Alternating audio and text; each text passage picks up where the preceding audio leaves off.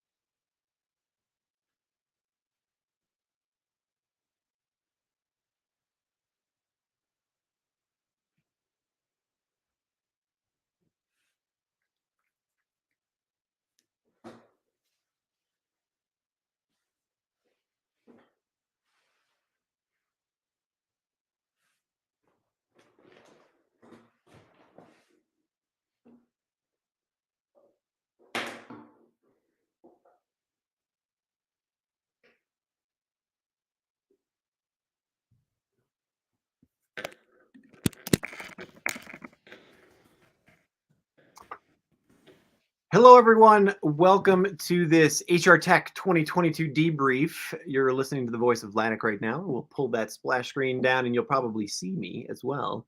In a few seconds, I want to welcome everybody into the room. There we are. Hi, I'm Ladek. I am the principal of eLearn Advocacy over at OpenLMS, and I'm here with Dawn Barron. Dawn, why don't you introduce yourself? Sure thing. Hi, I'm Dawn. Thanks for having me here today, Ladek. I am the Director of Marketing at PeopleFluent, and just had the great pleasure of meeting Ladek a few weeks ago at HR Tech, which is why we're here to talk a little bit about it. Awesome. And, we're going to assume that people know who we are and whatnot, but OpenLMS, we provide an open source learning management system around the world, governments, higher ed, schools, corporations, you name it. That's what our company does. What does PeopleFluent do? I'm just trying to give the context of why we are at HR Tech anyway. Sure thing. So PeopleFluent has everything from recruiting, succession planning, learning management system, performance, org pub, all of those things that make up the full employee experience. Since we have all the technology behind it, plus we have all of that expertise because we've been doing it for some time. So we're at HR Tech, just trying to let people know what we do, but also hearing what was going on and what some of their challenges are so that we were able to talk to them about some solutions. Super cool. Well, I want to give just a few seconds here to let people in the room. I see some people starting to come in. We got 8-10 people kind of trickling in. I know that there were a few hundred people that registered. So yeah, we did have quite a turnout. As you're entering the room, tell us where you're from. If you want, throw your organization in there as well. We actually, if you're watching, I guess you're watching on YouTube, you throw it in the chat there on the top right. I think it's on the right-hand side of the screen, not the comments, but the actual chat on the right. You can tell us where you're from. You can tell us your organization. You can say hi to us. We do welcome your comments, your questions, or your observations as well as we go along. So please do, participate. This is a live broadcast as well. Dawn, why, you've been to HR Tech a couple of times, right? I have. So what, HR Tech, it's human resources technology. But take me through the last 3 years. How, was there anything super different about this year or anything that, the conference focused on that was a little different for you? Well, let's be honest. The last 3 years, I think, was different for everyone. So it's a good way that we can compare. I can't believe how stupid that question was. No. Okay, it's okay. So 3 years ago, there was a bump. There was a gap year, I guess we can say.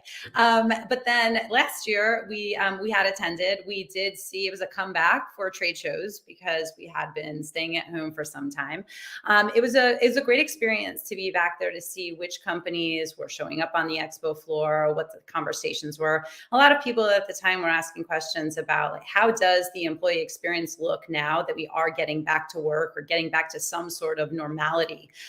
We know that we've actually been able to integrate some of the benefits of COVID into work life now. We'll talk a little bit about that later. We are not all going back to the office. And so what does that mean? And the technology actually needs to better support a fuller experience because we are mixing work and home and office and home. And so we'll talk a little bit about that later.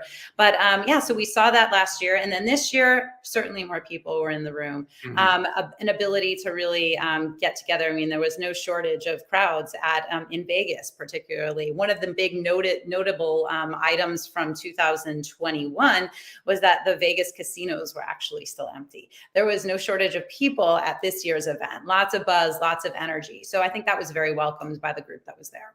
100%. I agree with that as well. It was interesting being in Vegas because it felt like, absolutely normal. Totally. The trade show, the expo hall itself felt normal. We had concurrently, there was a Tim Hortons, conference going on at the same time. So there was literally in the hallways, there was thousands of people kind of, back and forth, intermingling and those kinds of things. That was really cool. But let's talk about some of the themes that we saw. And before we do that, I just want to remind everyone, as you're coming in the room, we'd love to know. I want to give a shout out to Jack Spain. He's from Raleigh, North Carolina. Thanks for joining us. Tell us where you're from. Tell us, why are you here? Like, if you want to throw in your organization, you want to throw in, what part of the world that you're dialing in from, that'd be great. And also, before we get into like what we saw, one other piece of comparison information I think I'll throw out there is that the HR Tech Show, for those of you who have been there before, know this. There's a lot of investors that are there, people thinking about what's next in the HR tech community. There's a lot of partnership discussion that goes on. That is what I would say in contrast to some of the other shows that I've been to in the HR industry, the learning industry. So it's I think it's a really interesting dynamic of people coming together to figure out what's next in the HR tech market. And the reason I say that is because I think a lot of the discussions we're going to have in the next 30 minutes or so are going to lend themselves to the trends. What's next? What are we seeing? What's going to happen next? Yeah. So let's dive in there. And again, I encourage everyone, if you saw something that we missed, or you think you saw something that you thought was really important, let us know. And we'd love to talk about it. I'm just looking at my notes here just because I wanted to make sure I wasn't crazy. But so as I looked around the expo hall and I talked to people or whatnot, I saw what you would think at an HR conference, right? Payroll, rewards, integration, like systems integration, these kinds of things and whatnot. But the overarching theme it was just so blatantly obvious was artificial intelligence, was AI, right? And the thing that I came away from, and I want to get your feedback on, and I'd love to have feedback from other people, is that there just seemed to be this deep sense that we've all accepted that AI is just running everything now, or will run everything, or that it's in the background in everything, and that it's just a part of our life, especially when we think about human resources. I mean, the irony there is great, right? So what was your takeaway with that? Was that talked about in the strategy sessions? Was that the buzz across like the presentations as well? But it just seemed like every single vendor was AI powered. Yeah, I agree with you that it's becoming very commonplace to consider working with a tech provider and assuming that there is an AI component. It's part of the checklist of, will I work with this provider? Do they do AI? My challenge to those of you who are looking for that is, what are you going to do with AI?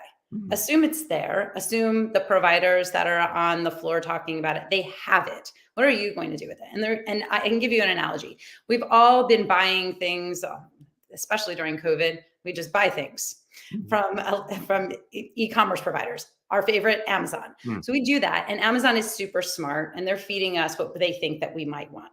Then we move over to our social media platforms, and Instagram is feeding us what we might want. We have our Alexa or Echo at home talking to us saying, you might want to do this because we heard you talking about it before. So it's all out there, and they're all feeding us this. If you look at an e-commerce provider, what are they looking at? They're looking at, we're going to get more money out of this person because we're delivering them literally within a click or a swipe what they want, and they're willing to buy it. Now, when you bring it back to the HR industry and what's going on within organizations, if you have that capability, what are you going to do with it? What's the ultimate outcome? What do you want to see happen with your people because you have this artificial intelligence that's delivering them some sort of information that will then get them to what end? How does that collectively help your business grow? So if it's that you need to take this course because you took these last 3 courses, okay, that makes sense. But then how are you going to be looking at that? Or how's that individual going to feel that they are getting more value out of their experience? How does the organization look at the greater value of that person getting that information and acting on it? And that's where I'm seeing a bit of a shortage in terms of what the ultimate strategy is in terms of outcomes with AI. Mm. I want to reflect on, we have something that's called the eLearn Success Series here, and we had an ed tech session in July. And this is really an interesting reflection because we had one of the managers, one of the directors whose name is now escaping me, unfortunately, but at the Warner Music Group, right? Everybody knows Warner Music, Madonna, this kind of thing, right? They're a huge global.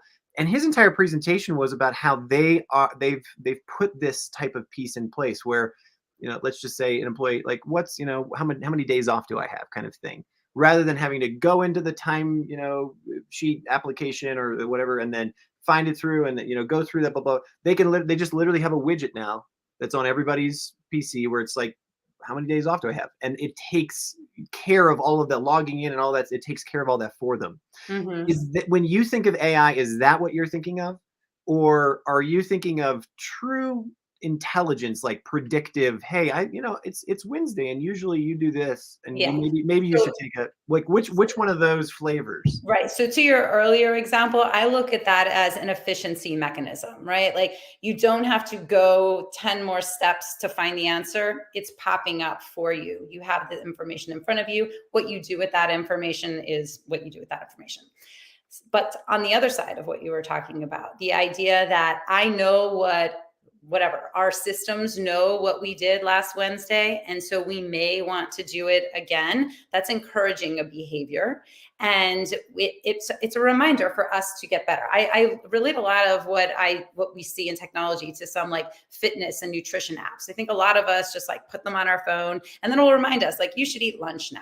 Okay, that's one thing. Okay, great, I'll eat lunch now. But what if it was to tell you for lunch, we suggest that you eat 50% carbs, 50% fat, because we know you have a goal of X, Y, and Z, and this is how your body absorbs fat and carbs. That's where I am with my life. That's what I'm excited. I want to say on that presentation, he did say that across the Warner Music Group, the question that everyone asks, like the number one part of that app, that widget is, what's for lunch? Yeah. Like in the cafeteria, whatever, you know what I mean? That was Yeah. the question. So crazy. Right. So I think the information that is the analysis that can be done based on historic behavior of me, of the organization, whatever that may be. If it then brings me to a point where I can act on it and get better, that's an outcome. We're working toward an outcome. Just feeding people you might like, that's getting us closer for sure, and it's definitely giving us information, but to be able to take that information, act on it, and then see how we're improving, that's where we want to go. So then I feel like this takes us, and I want to give a shout out to Jeannie Boss, who's in Utah. Again, if you're in the room with us, you have a question, you have an observation, you have, a comment, please, throw it in the chat there in YouTube, and we'd be happy to talk with you about it. With AI as the reality that we saw across all the vendors in HR tech, what do we need to be thinking about when we're talking about, my personal data safety, or how is this manipulating me, rather than, there's that fine line between helping me improve behavior change and manipulation kind of thing. Mhm. Tell me about your thoughts about that. And again, was there any trend or strategy piece that you saw in the presentations about data privacy, or those kinds of things that bubbled out from there? I'll be completely honest. I did not immerse myself in the data privacy components of some of the content that was delivered. But from what I saw of how AI is being used, it's really more about how skills can be suggested to you. What skills do you need in order to become available for a new opportunity? What skills do you need in order to grow in your job? That's where I'm seeing a lot. There's a big discussion around AI for skills. Mm. So even backing up, not even for the incumbent employee, but how are we going to be hiring for the next employee? And how can we predict the type of skills that that employee will need in order for that person to be most successful? What type of skills does this person need who we bring into the business in order to be quickly ramped up and be performing. So that's kind of where I have been seeing, or at least I've been focused more on the AI side of things. Okay, great. Talk to me. Why don't I just going to give you the stage for a second? Because you did go to some of the strategy releases and sort of the big reports that came out. Like, what were some of the key takeaways that you saw from those presentations that you thought were especially important? Yeah, and like I was just saying, the skills discussion is really big right now. I think the industry is focused on it and is trying to figure out the best ways in order to account for skills. What does skills inventory look like? What does skills matching look like? How do you match somebody with what they have with an opportunity? We do a lot at PeopleFluent with talent mobility, succession planning, recruiting, all of these things, but then they all drive into what is learning. If you don't have a skill, if we've identified the fact that you need a skill, well, then you're moving over into the learning realm so that you can have the opportunity to take a course or to take some sort of experience to build that skill. And then it moves right into the performance side of it. How well have you learned that skill? Are you putting that skill into practice? How much more now have you improved because you had that opportunity? So that's where I really like where the industry is going in terms of a more comprehensive employee experience. And Mhm. that's a lot. If for those of you who are able to attend HR Tech or have seen Josh Burson's presentation since HR Tech, he talks a lot about the industry turning into more of an employee experience, and that individuals and companies are now relying on HR, especially HR technology, in order to create that foundation so that people can move along the employee journey and really understand where they are, what they need to develop, how they're being evaluated, and then ultimately, what does compensation look like for that work that's put in? And then go as far as now there's a succession plan around that person, because if that person does decide to leave, what have we learned from that individual? What skills do we need to replace when that Mm. person is gone? Wow, I have not thought of the reverse engineering of someone's skill set. Like, it's always usually it's the forward thing. It's like, hey, we have this new warm body, and how do we fill them with the necessary tools to get us there? But then how do we take a snapshot of that and then say, okay, look, this is a graphic designer that knows these types of software. But I haven't thought of the reverse engineering of that. That's pretty intense. Yeah, and Josh mentioned this in his presentation, but a number of my colleagues over at PeopleFluent have been talking about this for a long time. I've always been a believer in skills. Like, my passion for why I do what I do is to create opportunity for people to feel confident and strong in whatever they're doing. All of us as adults have to work. What does work look like? Do you show up to work and do you feel confident? What's a way of us doing that to help them? It's providing them the skills so that they feel like they can show up and do better, or they have the opportunity to learn more. So, in thinking about it from that perspective, we really need to look at, like, how valuable is this individual to us? Are we creating value with this person by giving them the skills? How valuable do they feel they are to the business? It almost becomes skills as currency. And Hmm. how much does each person mean to this organization? How much do they feel they are of value to the organization so that they find their place? I think if we can get to that point where we say skills are currency, it's more than skills. I want to stop short in saying it's only skills, because it's not. There's culture, there's personal motivation, there are a number of inputs into this. But way long ago, when I started working in this industry, we contemplated why we call training training. Training is for animals. That's what, when I worked at the Association for Talent Development, training is for animals. And we changed that. We turned it into learning, and then it was learning and performance, and then it's talent development. And now we're actually looking at why somebody shows up to work, what they're learning, what value they bring to the organization, and how we can make them more valuable. We've come a long, long way for doing that. So there is potentially one time that we can maybe put the human asset on the balance sheet, where we say, how smart are your people? How good are your people? Hmm. That is an asset that we should be accounting Oh, for. yeah, well, you've taken us right where I would hope we were going to go, because smart, how talented, but I think at the end of the day, the double bottom line down there is how satisfied and fulfilled are Mm, they, right? How, like, how much have they bought in, right? Because the second big trend from HR tech that, and you and I, like, I stopped you on the floor and I literally said this to you, and I was like, is everyone okay? right. Because it seemed like every other vendor that I walked past was like, how can you make your people happier? Or hey, let us let us show you how to do rewards to get your people happier. Or hey, are your people not showing up to work now? Here's how you can do. And I was like, is Yeah, anyone? Ladek did walk up And to me then and he I was just like, got an email. is everyone okay? Like everyone's tagline is sad at work. Ugh, Yeah. Are we all right? like sad, depressed, pissed off? So that and then it was yesterday or 2 days ago. You got this email as well. I'm sure is that there's an app there called Spotlife, Mhm. SPOTLYFE, that was named the best new app, or like they won the award for like the best app, and it's a wellness app. Literally, this is like they do coaching. They do, they bring you into like yoga sessions. They bring you into sort of like breathing exercise. Like that was the number one Yeah. tag. That was I the mean, number one. look at the two of Talk us. to me about that. For the audience out there, we had a chance to talk to each other a few minutes before we got on, and Ladek was like, "We're kindred spirits." So I'm going to make an assumption here. I Okay. very rarely wake up in the morning and I'm like, "I hate everything today." Like, I only wake up in the morning and I'm like, "I'm going to kick today's ass. Like I'm going to do it." Right. So there's a certain person that shows up and feels that way. But we can't assume that everybody's waking up in the morning ready to take on the day. And if you're not ready to take on the day, are you really going to show up to work and want to take a new course to get better? Even if you do, you're going to make your way through it just because you have to complete it. So I think, like I was saying earlier, as much as we can provide skills for individuals, unless they're in a place where they feel passionate about what they do, and they feel confident about what they're doing, and they want to accomplish something, they want to add value, then they may not show up fully. And we Mm, heard that, like Josh Bersin said, one of the things was definitely wellness. That a few years ago, you couldn't show up to work and say you were tired.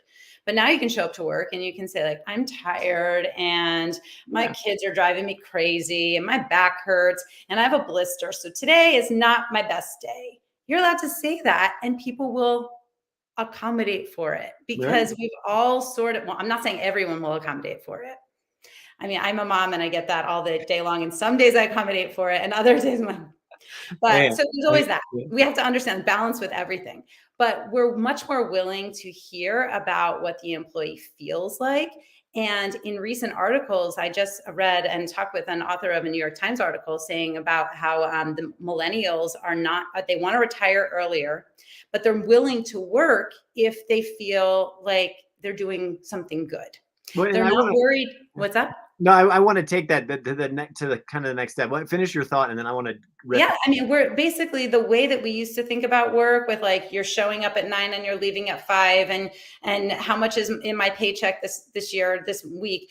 It's not it's we can't think of things like that anymore. This is like a much more holistic type of approach to work and life, and we have to think about how we're satisfying people, and we have to think about the balance of when they work, where they work, why they're working. Mhm. Yeah, and so the piece I wanted to throw on the table there is that, so for instance, there were a number of reward applications. Companies are like, so how do you reward your staff? How do you reward them for either doing a good job, being a Mhm. loyal employee, for whatever reason, right? You create your own reward structure, and it's just now sort of coming to me. Right? I'm wondering if rewards are even thing, because rewards may not be the answer. Here's the reason why. For many people who've listened to me before, I live in the country Mexico, right? I'm in Mexico City. In one of the major papers here, there was a survey that just came out this last weekend. It was in sort of the Sunday edition of Gen Zers, and they don't care about how much they're getting paid. It's Mhm. straight up. The traditional reward structure just is not. It's not a thing. And so I'm just I'm like, it's not just North America. It's not just sort of Western Europe. Like this is a phenomenon that is truly, I feel like, taking shape globally for those of us who work around the globe, to say, do we really need to look at what are those reward structures? What is actually really the incentive? What are people really showing up for? You mentioned it as well. There's a bit of, a passion part is like, do I feel like the company I'm working for is actually doing a good thing? Are we really contributing to the betterment of whatever society, people, whatever it is? And then also it's like, so how then am I growing through that as well? Does that resonate with you? Yeah, absolutely. I mean, I feel like if you don't if you're not growing, then What are you doing? You're just like, and I'm not saying like a growth path is for everyone. There are some people who are absolutely fine doing the same thing, and just staying at a particular level. But also we have to recognize that that is what motivates that individual. So it's not just like everyone needs to be growing, everyone needs to be doing more. No, we have to stop and we have to think what motivates individuals and Mm. what makes them feel happy, confident with where they are. And then we work toward those goals. And that sounds, I like one of the things that I don't want to come across sounding like is like, oh, HR is a big hub. Like we know we can't be like that. I mean, I want everyone to be like that, to be honest, if I could say so. But we're running businesses. So we can't do that for everyone. And we can't stop the business because someone's feeling sick and sad. But can we have options for people enough so that people feel like if they need something from the organization, that the organization is serving as a partner to their overall well-being. And if we can't do that, then they'll reciprocate with the harder level of work, the willingness to learn more, the willingness to do more. But it just has to be that, and it's not a just, it's a relationship that's very critical right now with what we're seeing in the workplace to make sure that there is a balance and there is a strong relationship between worker and the employee and employer. Was there a discussion or a trend around what is the equation for loyalty? The workplace is so fluid now. We've got not Mhm. only, you can kind of work, you can move between jobs, especially in the information workplace. You can move between jobs fairly easy if you've got a decent skill set. There's a shortage of workers all over the place. So, kind of raising your hand isn't a problem. Like, is there any, um, was there any discussion about, hey, here's a formula that we've found that people say, hey, look, I like this, I'm going to stick around even though there's all these other opportunities. I'm happy, I'm satisfied. Like, was there any discussion about this? We know this kind of works. Like, and has anybody presented a, I don't want to say a formula, but at least like a winning package? Right. Nothing that I have heard. And it's not because there's a lack of an attempt. I think that there are a number of different companies that are focused on different aspects that if they do come together will probably in aggregate come closer to what makes someone happy at work. Hmm. Whether you have the companies that are focused on parsing skills so that we can say, hey, you would be really good, like superstar at this job if you learned X, Y, and Z. So we're going to give you that opportunity in professional development so that you can get there. That's one piece of it. Then you have another piece where you say you've lots of team meetings and you have different types of people who are showing up to that team. Wouldn't it be great if we knew I was an introvert, you were an extrovert, I like this, you like that? What if we knew that before we got into the meeting? There are companies that are doing that type of work. And then there's the companies that are doing the wellness. It's like, Hmm. we have you in case of, if you need a break, if you need a breather, we're not saying stop the presses, don't do any more work. We're saying we have opportunities here so that when it does get to be too much, there's a way that you can help to get through it. So I think the combination of those, the understanding skills, talent, understanding individual preferences, who you are, what you're able to do, what you like to do, what you don't like to do. And then finally, having those resources that really help you balance the work life. Mm. So what fascinates me is that not in that equation, financial money didn't appear, right? Like in at least, not explicitly, right? Which is Yeah. because I'm wondering, and I know we touched on this earlier, but I kind of want to circle back to it. Is like, has that left the building? Has that conversation completely left the building? I know because people want to get paid for their work and this and that, but discussions around income disparity, discussions around CEO pay versus worker pay. These like have those bubbled to the forefront, or have people just kind of left them behind and been like, look, I can't even deal with that anymore. I'm going to take care of my life. Sure. So I read tons of articles that say, and that cite surveys that say people don't care about their compensation anymore. I don't fully believe it. I don't Hmm. know. And I mean, I believe people are taking their surveys and that's what they're saying.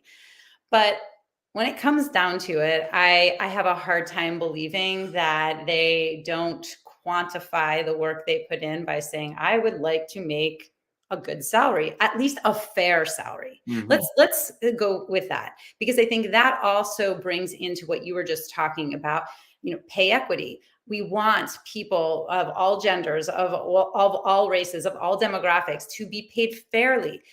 I think if we can achieve that, we might not have the compensation discussion of I want more, because there's an understanding about why they're getting what they're getting.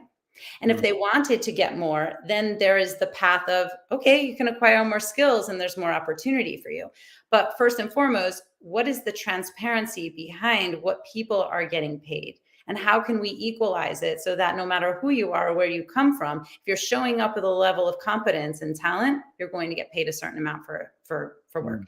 That's it. At PeopleFluent, that's something that I love talking about. I mean, again, it's a very human part of a technology.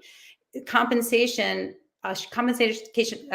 management solution should help to, one, create great transparency in the organization so there isn't that conflict, and two, create some level of equality and equity so that we are taking out all biases.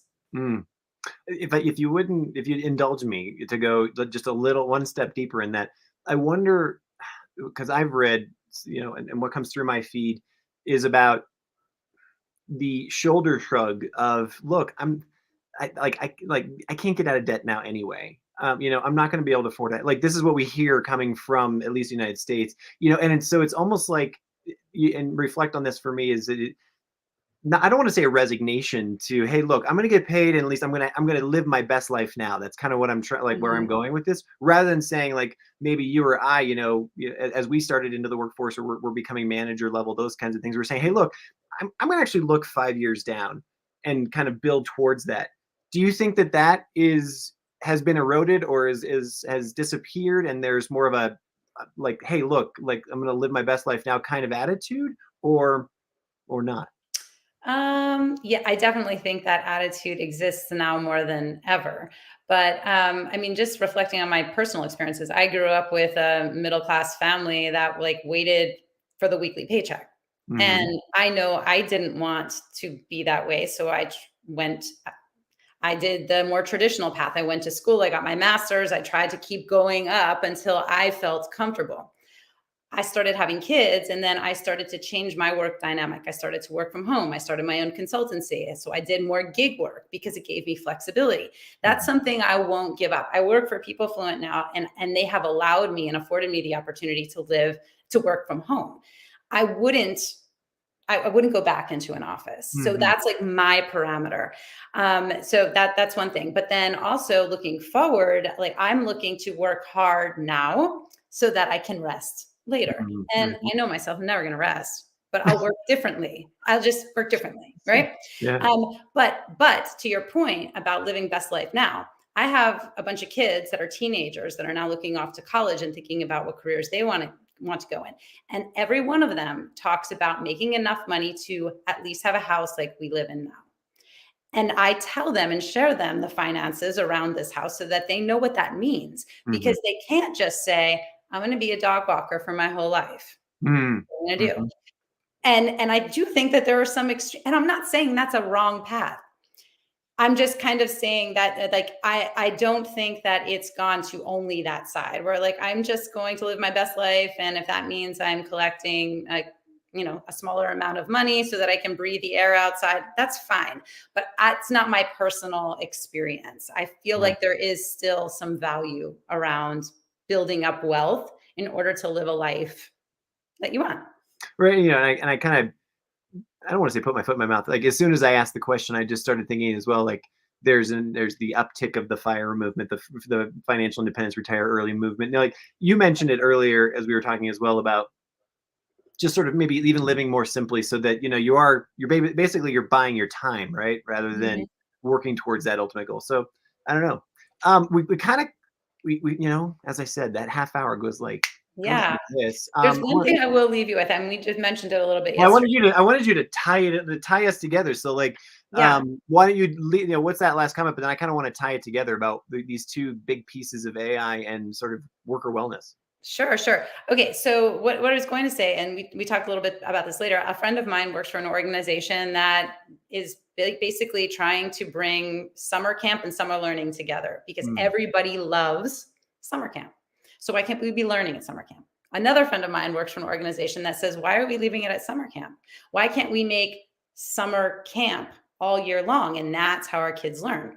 I would challenge those of you who are out there to figure out how you can bring have AI work within your organization to be predictive, to deliver outcomes that have people feel happy about Sunday night going to work on Monday, even if they're never leaving their house. A majority of us aren't leaving the house. They're literally waking up in their own house, but they're still like, oh, it's Monday. What do we need to do to be infusing into our organization work life culture processes, all of those things, in order to make it so that they want to get up in the morning and work for you? They Mhm. want to get up because they're also working for themselves, because they understand what they're doing and it makes them proud to do it for your organization. So I think that's where, like, use AI to help figure out what it is that makes your people tick, and then know what type of organization you ultimately want and what you expect of them. That's a focus on outcomes that you can then use AI to deliver. But just choosing an organization or choosing a provider because they have AI, that's not enough. It's Right. what do you want to happen with it? And that strategy is really critical to the future of your organization, your workforce, your culture, your productivity. Fantastic.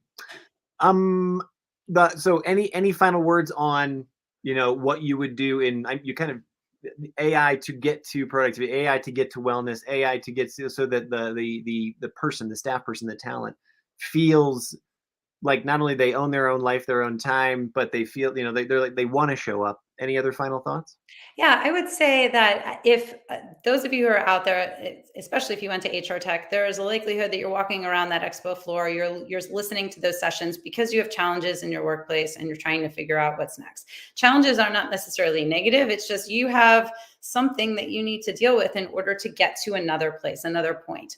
So I would just encourage that the conversations that you have, especially with tech providers. I mean, if you were to talk to the PeopleFluent customer success team, we want you to come to us and say, here's what we're dealing with. Not, here's the checklist that we need to mark off so that you qualify as a vendor. We have so much information, so many stories. We have heard literally everything from all different types of companies. We want to share that with you. But if you all come to us and say, I need all these things, then it kind of limits the conversation. So I would just suggest come to your HR tech provider with a more open mind and the problem and what outcomes you're looking to see. Mm. And let us figure out the mix of technology that can best support that versus saying, I need AI. I need skills matching. I need okay, yes. I guarantee you every single provider is going to say, okay, we Yeah, got we'll do that. Yeah, we got you. but how do we help you get to the outcomes that your business needs, gets to the outcome that your people are happy about waking up for work on Monday morning? Like, that's ultimately what we can do for you. But we have to have a more productive, open conversation around that. Fantastic. Dawn Barron, you are the Director of Marketing for PeopleFluent. I am the principal. My name's Ladek. I'm the principal e-learn advocacy over at OpenLMS. Shameless plug, I invite everybody to come to our last session of the e-learn success series. It's our innovation session. It's happening on October 19th. Free tickets, just go to elearnsuccessseries.com. We talk about everything that makes online learning and remote work great. And so in this particular session, we're going to be talking about what's going to be happening over the next sort of 12 to 18 months in terms of learning dynamics, in terms of changing technology, in terms of learning pedagogy and androgy and those kinds of things. So I encourage everyone to come. And then finally, I want to just give a shout out that it is Josh Novell from Warner Music Group I want to make sure that I give a shout out to him that I mentioned earlier. Dawn, thank you so much, Thank you, Alec. and have a wonderful day. And we will thank you for everybody for coming. Thanks, everyone. Bye.